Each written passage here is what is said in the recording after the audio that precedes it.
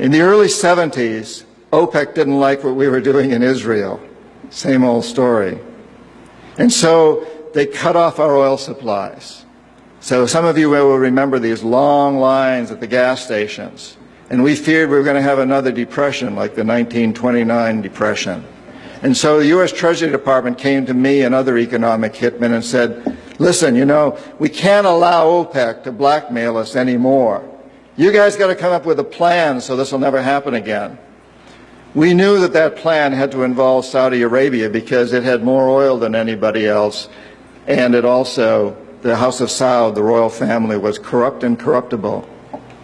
The long version is explained in the book, but the short version of what we did, the deal we finally struck with the House of Saud, was a deal whereby they would return almost all the money they made from selling oil to the United States, invested in U.S. government securities. The U.S. Treasury Department would use the interest from those securities, which over the years has amounted to trillions of dollars, to hire U.S. companies to westernize Saudi Arabia, build petrochemical complexes, desalination plants, whole cities out of the desert, McDonald's and all the other things that go along with our Western culture. The House of Saud would also agree to keep the price of oil within limits acceptable to the oil companies, possibly not acceptable to you and me, but acceptable to the oil companies. And this is very, very important. They agree that they would never, ever sell oil for anything other than U.S. dollars. This happened in the early 70s, right after we'd gone off the gold standard because we were bankrupt, because we could not pay off our debts to European countries in gold. Nixon took us off the gold standard. And then we were stuck with a situation as why will anybody in the world use dollars? So very shortly we came up with this plan, which in essence put the dollar on the oil standard. You cannot buy oil on the world market for anything other than dollars, and that's very important to the corporatocracy. Our part of the bargain was we agreed to keep the House of Saud in power, in control. It was an amazing deal, the deal of the century. It was history-making, incredibly powerful deal that we struck with Saudi Arabia, and it's held. It's had some what the CIA calls blowback, unintended consequences. For example, one of the things that really pisses Osama bin Laden off is those McDonald's and those desalination plants and those petrochemical complexes surrounding Medina and Mecca, the two most sacred sites in Islam. And it pisses off a lot of other Muslims in Indonesia and all over the world. There's been some blowback, but on the whole, the corporatocracy looked at this as an incredible success. I had done my job. We economic hitmen did a great job with that one. So we decided that Saddam Hussein ought to accept something very similar.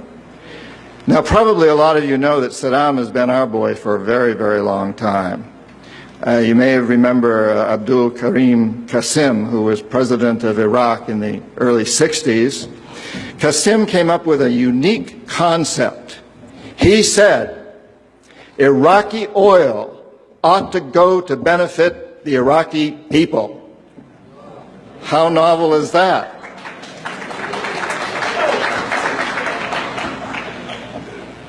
But we didn't like that very much. He began to tax the oil companies, particularly the British and some American companies, and threatened to nationalize our oil companies. And so we decided that Qasim had to go. The CIA sent an assassination team. It was headed by a man who was still going through high school, an Iraqi citizen who was still going through high school. They riddled Qasim's car with bullets on the streets of Baghdad and missed him. The head of this assassination team was wounded and fled to Syria. His name was Saddam Hussein. He was a CIA agent in those days, an assassin for us. He failed. And so the CIA went directly, and this is all history, I'm not creating this. CIA went in and had Qasim publicly executed on Iraqi television. They put Saddam's cousin in charge. He became president of Iraq, and Saddam became vice president in charge of security. Eventually, as you know, he became president. He was our boy. He was our man.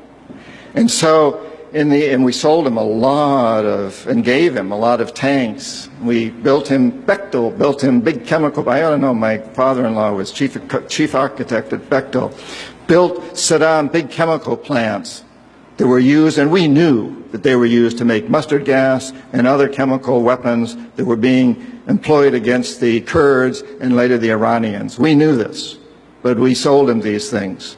And in the 1980s, we decided that Saddam Hussein ought to accept something similar to Saudi Arabia. It was such a successful deal because, after all, what we want to do is control the Middle East and control the oil in the Middle East. And incidentally, I'm going to get back to Iraq in just a moment. But for those of you who think that Israel is about creating a homeland for the Jewish people, you're as deceived as most of them are. It's partly about that, perhaps, but what it's really about is creating a surrogate fortress in the middle of the Middle East. The Israelis are being used as pawns. They're being used like old armies used to use sheep that ran before the armies. There are surrogates. And their leadership knows that. Most Israelis probably don't. They think they're creating a homeland. But it's a very, very sad situation of what's going on there. And of course, the Lebanese and the Palestinians are caught in the middle of this. And Iraq is part of that too. We have to remember that Middle Eastern oil is the oil that's used by a great deal of Europe, and China, and Japan. If we control Middle Eastern oil, we control our biggest potential competitors, Japan, China, Europe.